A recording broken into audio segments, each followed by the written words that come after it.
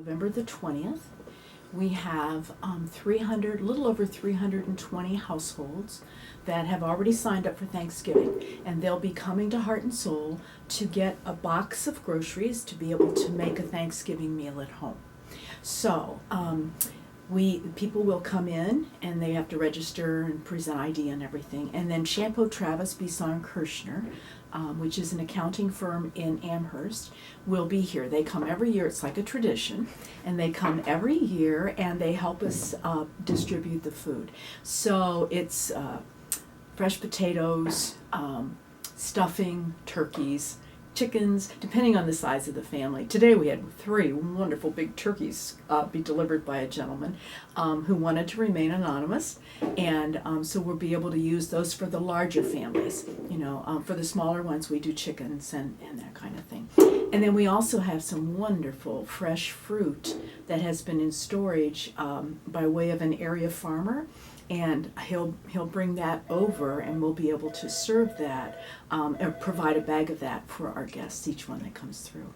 So the people that come here for the Thanksgiving food boxes have been signing up since October. So we're all finished with signing up for Thanksgiving.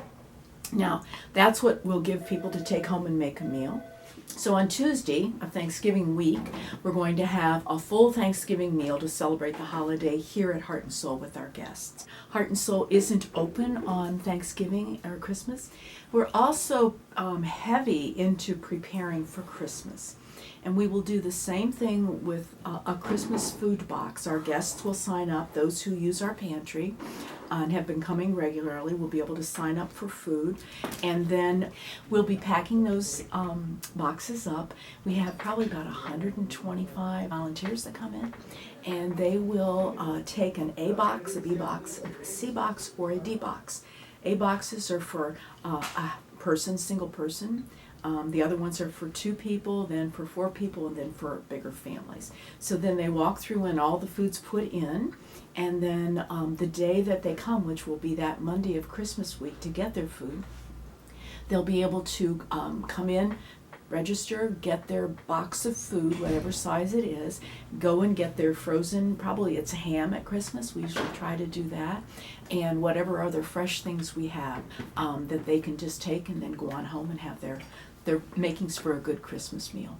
We're also signing up for toys right now. We don't have toys or distribute toys, but we're a location where people can come and that have children and sign up for toys. And then we will be distributing toys through the Buffalo Niagara Partnership, and it's under the coordination of the United Way. So our staff will go over to the Boys Club and Girls Club. That's where the distribution center is, and they'll be receiving our guests who have already signed up for toys, and then each one that comes in has a personal shopper, and he or she can go through the gym back there and be able to select new toys for their children according to the ages that they had registered for.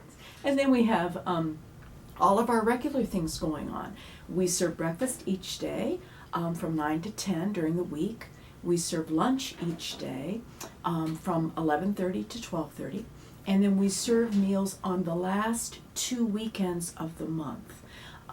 As you know, people can run a little bit low on cash at the end of the month, and so sometimes they need a little bit more help with some food. So we have 4 different wonderful church groups that come in. First Congregational, it's Riverside Presbyterian, Niagara University Alumni Chapel Community, and St. Peter's in Lewiston.